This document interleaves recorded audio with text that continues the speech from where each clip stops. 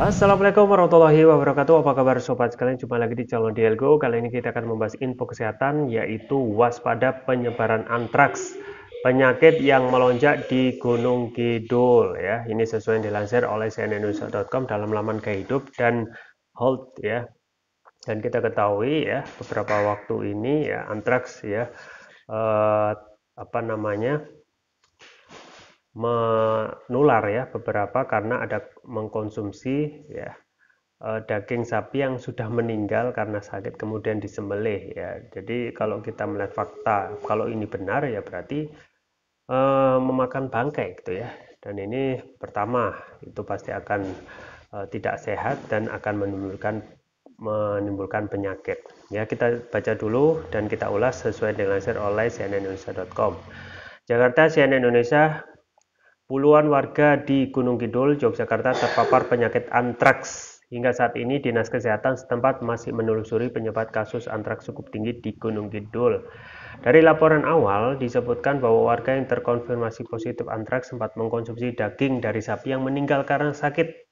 Sapi itu telah meninggal lalu disembelih dan dagingnya dibagikan ke 125 orang warga desa setempat. Kepala Dinas Kesehatan Dinkes Kabupaten Gunung Kidul Dewi Indrawati menyebut semula ya pihaknya mendapat laporan seorang pasien berusia 73 tahun meninggal dunia. Pasien ini sempat menyembelih dan mengkonsumsi sapi miliknya yang mati karena sakit. Selain mengkonsumsi, pasien ini juga membagikan daging dari sapi miliknya itu ke warga lain. Akibatnya warga yang menerima daging tersebut juga terpapar antraks. Sebagian besar positif dari 125 warga positif antraks ada 85, tapi sebagian besar tidak bergejala, kata Dewi. Beberapa pasien melaporkan gejala yang cukup sama seperti diare, luka di kulit, diikuti benjolan dan bengkak kecil di bagian tangan. Sementara itu, Kepala Biro Komunikasi dan Pelayanan Masyarakat Kementerian Kesehatan Siti Nadia Tarmizi menyebut pihaknya langsung melakukan koordinasi dengan Dinkes setempat. Hal ini dilakukan untuk mengetahui penyebab kasus antraks tinggi di Gunung Kidul. Penyebaran antraks.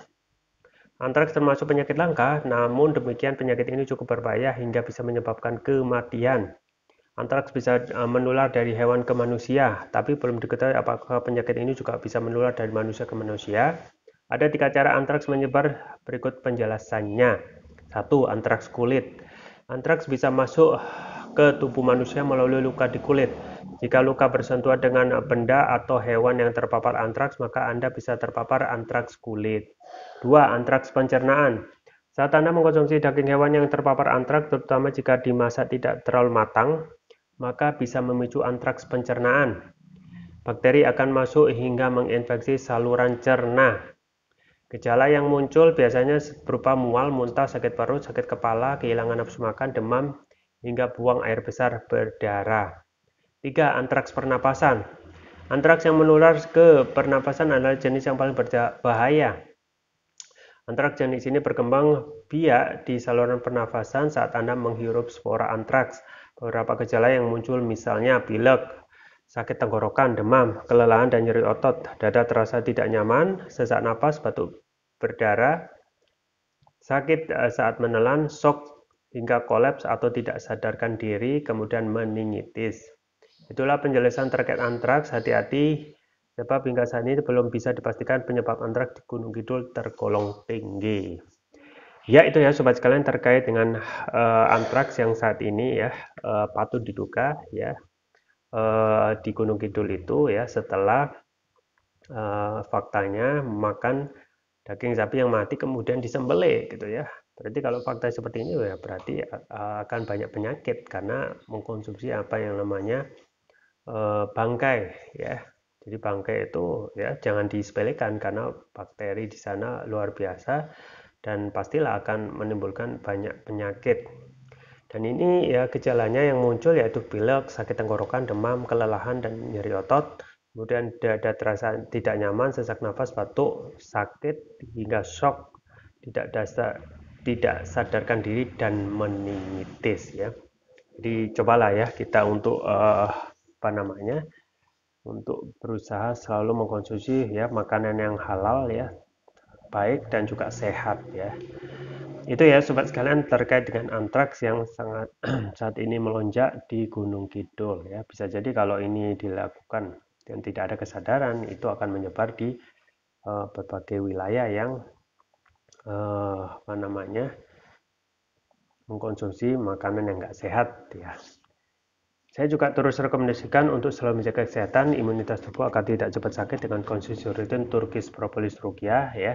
Ini propolis yang sudah memakai teknologi nano dan juga manfaatnya antara lain dapat memberikan nutrisi pada otak, kemudian dapat meningkatkan konsentrasi, dapat mengatasi penyakit non medis, kolesterol, asam urat, diabetes, stroke, luka ringan, batuk pilek, tumor kanker, jantung, sinusitis, paru-paru, dan lain sebagainya di sabu jagat ya. Sudah mendapatkan sertifikat halal dari MUI, BPOM, dan INEA. Kemudian untuk varian selanjutnya juga mempunyai untuk nutrisi otak yaitu Turkish Propolis rugiah Brain.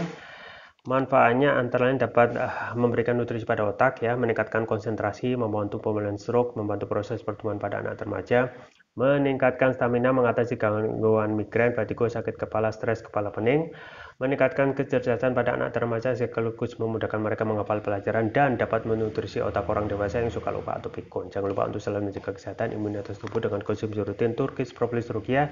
Link pembelian ada di deskripsi. Atau juga bisa konsumsi produk herbal kami yang lain yaitu madu hutan.